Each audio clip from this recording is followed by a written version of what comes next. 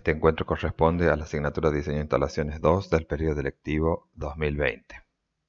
Dentro del contenido general de la asignatura, en este encuentro veremos las instalaciones de gas e instalación eléctrica.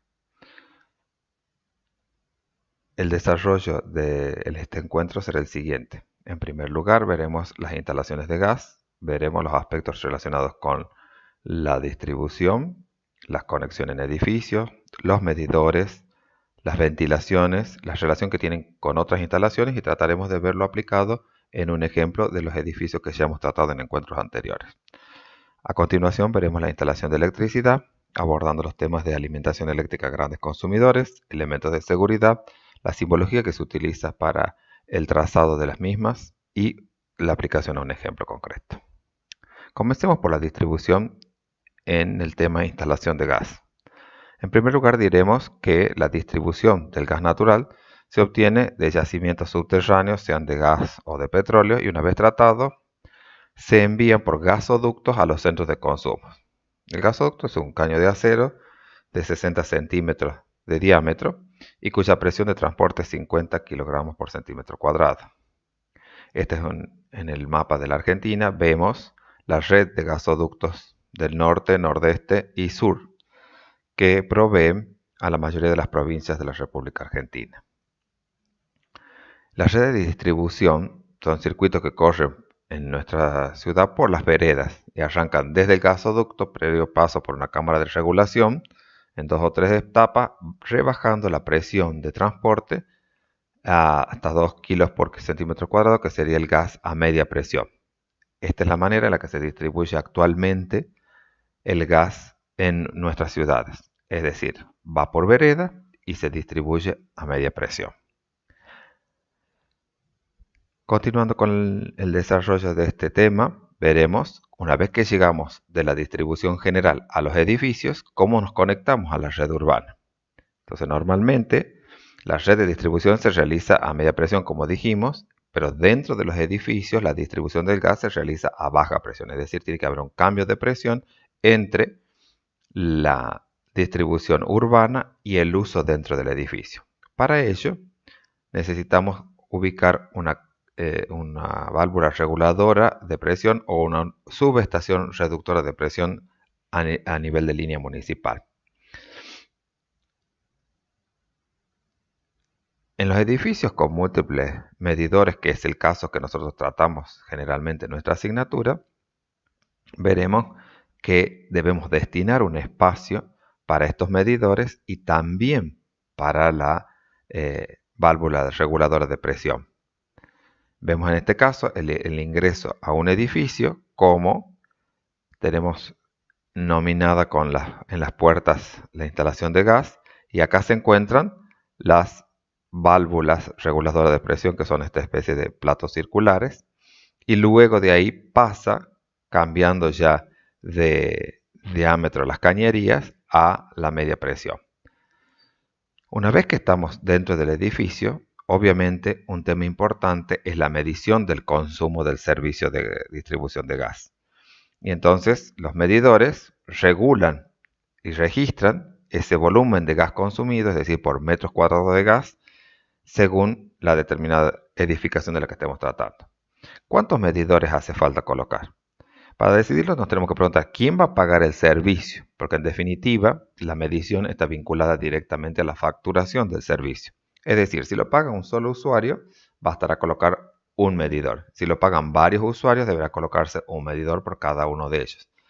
La normativa vigente, por supuesto, permite colocar medidores ya sean agrupados en un solo punto en el edificio o medidores distribuidos por piso.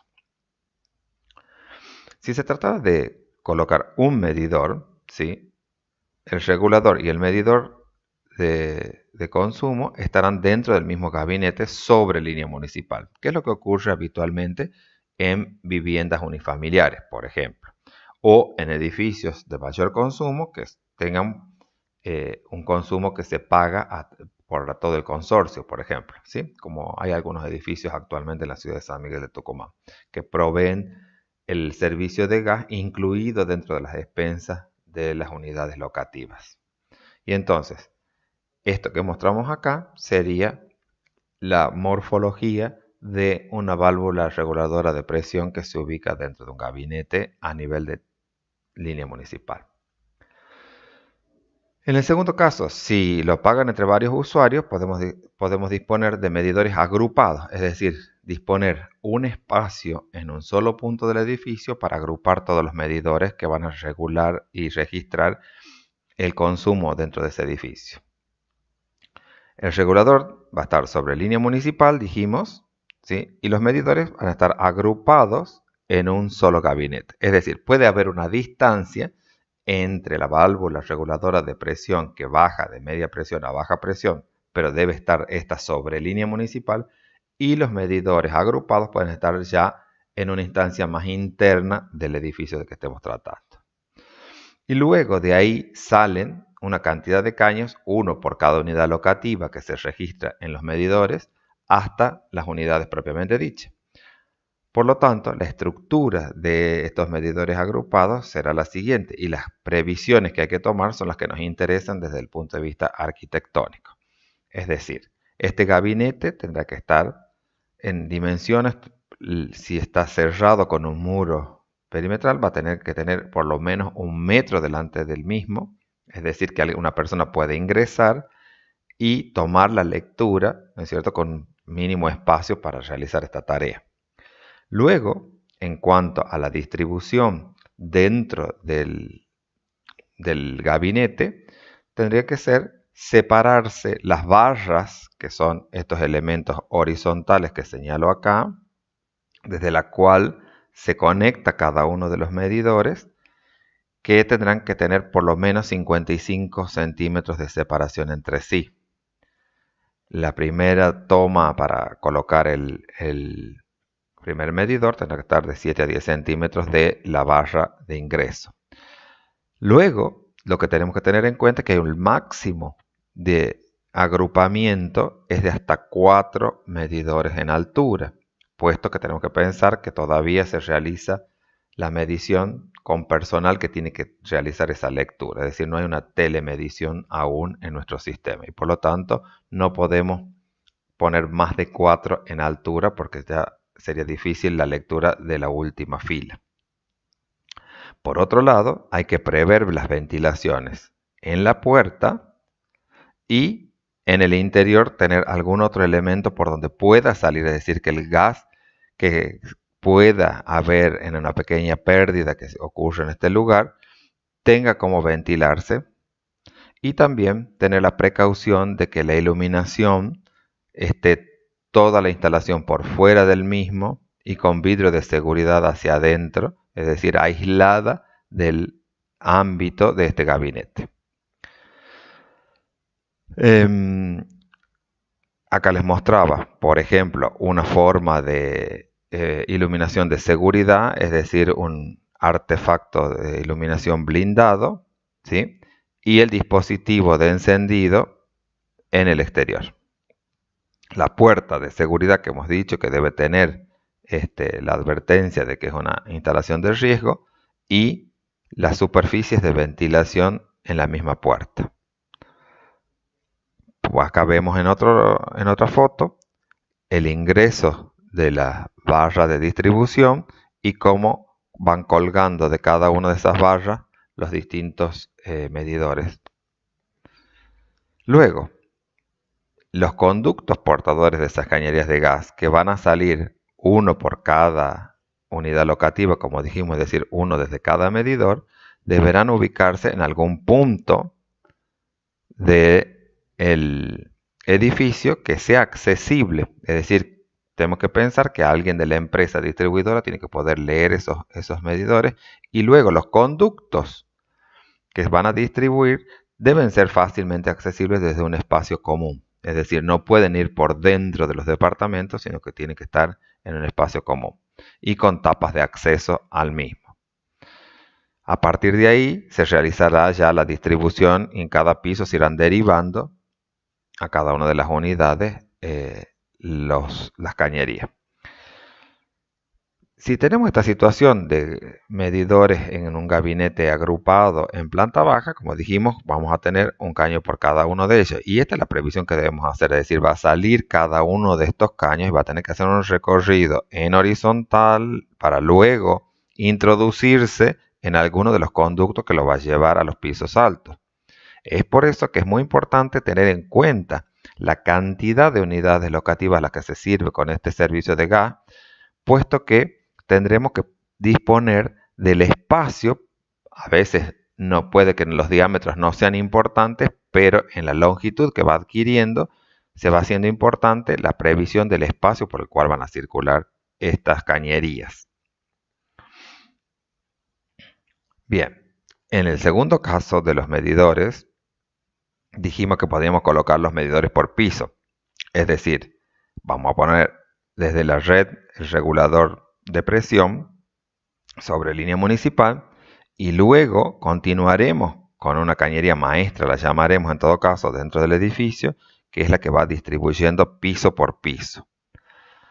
En este caso hay una sola cañería que circula por el conducto, pero luego tenemos que hacer las previsiones en los pisos altos para que exista el gabinete para cada uno de esos medidores, que ocupa por lo menos 45 por 65 de alto y por 30 de profundidad. Y debe tener las previsiones, por supuesto, de la ventilación, y por lo tanto el espacio común en donde se encuentra debe ser un espacio también ventilado naturalmente. Ahora bien, ya hemos visto los medidores, pasaremos a ver las ventilaciones. ¿Qué ventilaciones son necesarias a partir de la instalación de gas? Las ventilaciones son conductos que sirven para evacuar principalmente los productos de la combustión. Entonces hablaremos de los artefactos a gas que poseen ventilaciones, y estas ventilaciones, ya sabemos, pueden ser, según lo han visto ustedes en instalaciones 1, de tiro balanceado o de tiro natural. De tiro balanceado, ¿qué significa? Que toma el aire para realizar la combustión, es decir, el oxígeno que lo va a tomar del aire exterior y va a rechazar luego los productos de la combustión a través del mismo conducto. Es decir, va hacia el exterior nuevamente. Esto garantiza, al llamarse artefactos de cámara estanca, que no van a consumir oxígeno del ambiente en el que se encuentran, sino que van a tomar el oxígeno del exterior y luego los gases de la combustión se van a expeler hacia el exterior también por el mismo espacio. Este es el esquema con el que funciona un artefacto de cámara estanca, es decir, toma el aire del exterior, realiza la combustión y luego los gases de combustión salen por el mismo punto. Esto nos permite algunas facilidades en un edificio en altura, es decir, ubicar estos elementos muy cerca de las cocinas, por ejemplo, y sin necesidad de hacer un recorrido por dentro del edificio, es decir, sin tener que llevar esa cañería de ventilación por conducto, sino que salen directamente al exterior. Lo que sí tienen tanto calefones como calefactores, por ejemplo, es el espacio que van a necesitar, por supuesto, para que ese conducto que sale al exterior inmediatamente se perfore el muro y salga al exterior. Si son de tiro natural, hay que hacer otro tipo de previsiones. Es decir, en este caso toman el aire con el oxígeno para la combustión del ambiente en donde se encuentran y expelen los productos de la combustión hacia el exterior del ambiente. Es decir, todos aquellos artefactos identificados como tiro natural tomarán aire del interior del local en el que se encuentra, realizarán la combustión y los gases de la combustión deben llevarse al exterior. ¿Hasta dónde? Hasta a ventilar a los 4 vientos, como dice el reglamento. Por lo tanto, hay que salir a terraza y en terraza ventilar a los 4 vientos, tanto para calefones como para termotanques individuales que funcionen a gas. Es decir, tenemos que prever esa salida, y el problema a tratar en el edificio en la altura son la superposición de esas salidas, porque si son plantas repetitivas, las cocinas tendrán ubicadas las tomas de gas a la misma altura y por lo tanto las salidas de cada una de esas cocinas, por ejemplo, implicará que hay un caño que va saliendo y van sumándose caños al conducto hasta salir al exterior. En su salida al exterior, como la especificación reglamentaria dice que deben estar separadas, tanto en altura, por lo menos 40 centímetros entre sí, como en distancia, por lo menos 0,36 de eje a eje, entonces genera una situación que si no se prevé desde el diseño, aparecen estos elementos luego que parecieran esculturales, pero no lo son, como parte de la imprevisión de la instalación en el diseño. O superposición de cañerías que van saliendo, todos son casos reales los que estamos mostrando, donde al no preverse, luego la inspección obliga a que se separen los sombreretes en el momento de la salida. Es decir, uno puede llevar los caños todos juntos, pero al momento de salir debe separarlos. Lo mismo pasa para el tiro natural de calderas y termotanques, que ya lo habíamos visto en parte en la clase de agua caliente y que implica tener en cuenta qué dimensiones adquiere la chimenea para la evacuación de los gases de combustión, es decir, qué diámetro va a tener esa chimenea a la salida. Y por lo tanto, la sumatoria de esa chimenea va a ser la que determine la dimensión del conducto.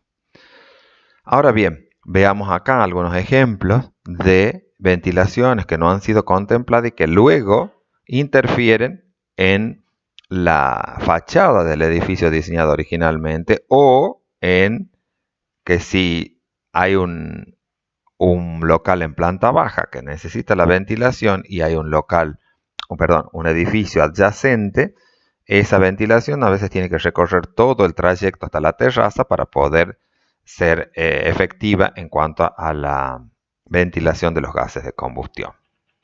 Vemos algunos ejemplos más de ventilaciones no previstas, de calderas, de termotanques centralizados o de hornos incluso, cuando se transforma a veces un local en planta baja de local comercial común a gastronomía, por ejemplo, y aparecen, estas situaciones no deseadas. Es por eso que los conductos portadores de ventilación de gas deben estar contemplados ya en el diseño, es decir, hacer un diseño racional donde esa cantidad de cañerías entren en el conducto del que estamos hablando. Es decir, una previsión de diseño. Y es por eso que hacemos hincapié en estas instalaciones dentro de esta asignatura. Otra solución para la salida al exterior es, en los artefactos de tiro natural, cañerías que vayan todas juntas dentro del conducto, pero que algún sombrerete aprobado para tal función, como los sombreretes tipo Spiro, estén ubicados en terrazas, de tal manera que ahí no hace falta que cada uno de los sombreretes salga con las distancias que habíamos hablado reglamentariamente, sino que el sombrerete en sí mismo produce una ventilación y las cañerías están sin sombreretes dentro de ese conducto. Y entonces esta es la factura, digamos, con la que queda un sombrerete de esta característica en un edificio en altura. Los conductos colectivos también son posibles, pero también deben estar previstos en el diseño. Es decir, deberemos tener un ingreso de aire en un extremo del conducto, en planta baja o en alguna planta tipo donde comiencen la instalación de los artefactos de tiro natural, y luego, al final, un sombrerete del mismo tipo Spiro que hemos mostrado, y en el trayecto, una situación en la que haya un conducto principal de transporte de esos gases de combustión y un conducto secundario que viene de la salida de cada artefacto hacia el conducto y que se une en el siguiente, ¿sí?, para evitar problemas de retorno de los gases al ambiente por turbulencia que se pudieran provocar en la instalación. Esto es similar a lo que ya hemos visto en el tema conductos de humos y gases en la ventilación de las antecámaras de escaleras de medio de escape, y funciona de la misma manera. Y se realiza con piezas prefabricadas, ¿sí?, que son resistentes al calor y que tienen el desvío ya incluido en una pieza simple de desvío, y luego las piezas simples que van en forma vertical, ¿sí?, ubicadas de tal manera que permitan, como dije, que los gases ingresen a un conducto secundario primero y en el piso siguiente recién se incorporen al conducto común. ¿Qué relación guardan con otras instalaciones la relación de gas? Bueno, cuando llegamos a la terraza tenemos que resolver el problema de las distancias con otras instalaciones. Aquí tenemos si en el tanque elevado y la salida de nuestras ventilaciones se encuentra a menos de 4 metros del tanque, entonces deberá sobresalir 0,50 por sobre la altura de las ventilaciones del tanque. Si en cambio se encontrase a más de 4 metros y la terraza fuese accesible, entonces la ventilación tiene que tener por lo menos 2 metros de altura, es decir, más alto que una persona, para que no interfiera en el uso de ese espacio de terraza accesible. Y si estuviese a más de 4 metros, pero no fuese accesible, podremos ponerlo a 30 centímetros de la losa de terraza.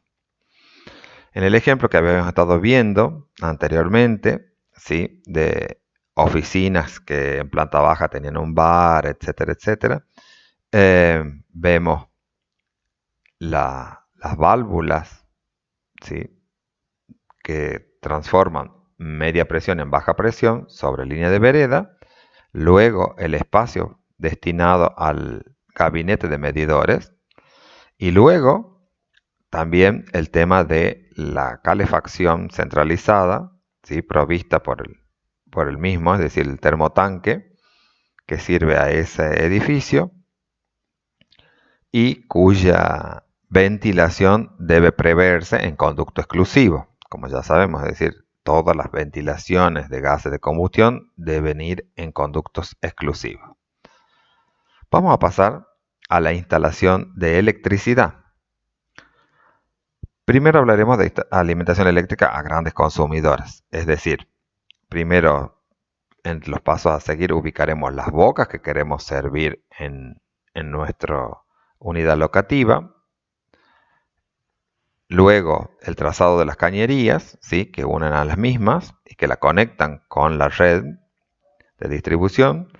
El dimensionado de los conductores y de las cañerías que van a unir esas bocas. Y luego con la determinación unitaria de las diferentes unidades locativas, sea cual fuera el caso que estamos tratando, veremos la demanda de potencia de todo el edificio. Puesto que si la demanda fuese una demanda muy importante, haría falta la colocación de una subestación transformadora en el mismo predio del edificio, tal vez. Entonces, al determinar la potencia, a la sumatoria de todas las unidades locativas que tenemos, sabremos si ese cálculo de la carga por unidad de vivienda, ¿no es cierto?, vamos a tomar a todos, o de las unidades locativas que se trate, puede ser oficinas o puede ser todo un hotel, por ejemplo.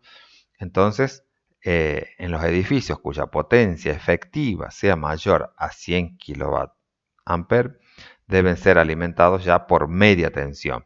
Es decir, es necesario ubicar una subestación transformadora. Esa subestación transformadora va a necesitar de un espacio. Antiguamente se aprobaban subestaciones transformadoras subterráneas, como esta que vemos acá, una gran tapa, porque necesita un espacio de 6x6x4 para albergar a la subestación transformadora, y las ventilaciones, que como vemos son importantes en una vereda. Si estuviese ya en planta baja o en un exterior, por ejemplo, ya sería una construcción aparte, ¿sí? O si la empresa distribuidora realiza la ubicación de esa subestación transformadora, puede hacerlo en postes y entonces la subestación en sí misma queda como aérea, digamos. Elementos de seguridad. Una vez que la empresa distribuidora de energía llega a nuestro domicilio, nosotros tenemos que establecer qué elementos de seguridad va a haber entre la red y el edificio. El objetivo de estos elementos es cortar la corriente eléctrica antes de que ocasione daños en la instalación o en las personas. Y en el elemento de seguridad de usuarios, ¿no es cierto?, las consecuencias de una descarga eléctrica pueden ser inadvertidas y ocasionar la muerte. Por lo tanto, en los elementos de seguridad de la instalación trataremos fusibles, llaves térmicas y llaves termomagnéticas. Y en el elemento de seguridad de los usuarios, la toma tierra y el disyuntor diferencial. Veremos los elementos de seguridad en la instalación primero. Fusibles. Estos fusibles protegen a la instalación contra un cortocircuito. Se interponen entre la distribución y el ingreso a la provisión individual.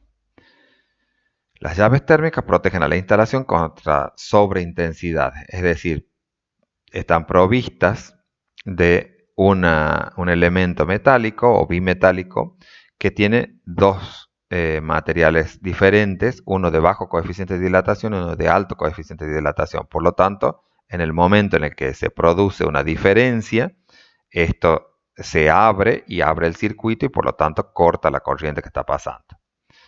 En el caso de las llaves termomagnéticas, también protegen contra cortocircuito y contra sobreintensidades. Y entonces, si tenemos neutros y vivos, en el vivo se instala la protección bimetálica y la llave es la encargada que cortar la provisión de energía eléctrica, y esto lo vamos a ver que en cada punto de ingreso a los domicilios o a las unidades locativas hay una llave de estas características para la protección. Luego en los elementos de seguridad a los usuarios tenemos la toma tierra, ¿sí? Que es un dispositivo cuya finalidad es conducir la corriente eléctrica por un medio paralelo y con menor resistencia que la del cuerpo humano, es decir, para que la corriente no circule por el cuerpo humano, sino que lo haga por otro elemento paralelo a él. Y entonces hay menor resistencia y por lo tanto la corriente pasa directamente por otro medio que no sea la del cuerpo humano. En el caso del disyuntor diferencial, es un dispositivo que compara las corrientes de entrada y salida del circuito, haciendo la diferencia entre ellas. Si la diferencia no es cero, se genera un campo magnético que actúa sobre un imán accionado la llave que abre el circuito. Y esa es la que genera, digamos, la corriente, digamos, en falla, es detectada por el sistema y se produce el corte de la provisión. En cuanto a la simbología que se utiliza en esta instalación, vamos a graficar de la siguiente manera. La instalación se grafica en rojo y la representación es la siguiente. Tablero principal, tablero seccional, el medidor, los fusibles, las llaves térmicas y las llaves termomagnéticas y la llave termomagnética más disyuntor diferencial. Es decir, en la estructura de un tablero que nosotros armemos como tablero principal, encontraremos esos elementos y nuestra lectura es esa. Es decir, desde los fusibles, los medidores, las llaves termomagnéticas, las llaves con disyuntor diferencial en las unidades locativas. Y nosotros tenemos que ocuparnos de diseñar cuál va a ser la estrategia de alimentación del edificio respecto de la instalación eléctrica. Es decir, vamos a tener que determinar también cuáles son los espacios necesarios, un gabinete de medidores, por ejemplo, en el edificio, y los espacios para los fusibles, ¿sí? Los espacios para la medición general del edificio, por ejemplo, de lo que son servicios comunes, electromecánica, para los ascensores, balizas, bombas, etcétera, etcétera, que son elementos que se pagan en forma común. Y por lo tanto nos interesa en este caso también lo mismo que nos pasaba en gas, saber cuánto es la dimensión que necesitamos prever en el diseño, tanto para la ubicación del tablero como para la distribución luego de las cañerías.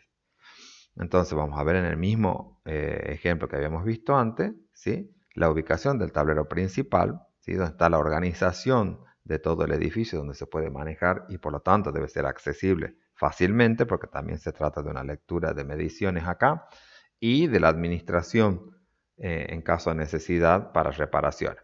Pero luego cada parte del edificio puede ir independizándose con tableros seccionales. Es decir, si yo necesito un salón que necesito usarlo aparte, por ejemplo, ¿sí? Poder cortar la luz en ese lugar por cualquier reparación que haya que hacer o por cualquier necesidad interna del ambiente en sí mismo. Lo mismo para un local comercial y lo mismo también para las unidades en los pisos, ¿sí? Es decir, podemos tener tableros seccionales para los departamentos, tableros seccionales para la sala de máquinas, por ejemplo, de ascensores, tableros seccionales en los pisos que comanden la iluminación común, por ejemplo, y en las unidades estas de oficinas que habíamos visto en este caso, ¿sí? Donde cada oficina puede independizar el uso de la electricidad mediante ese tablero seccional. Habiendo dicho esto, damos por finalizado y les damos las muchas gracias.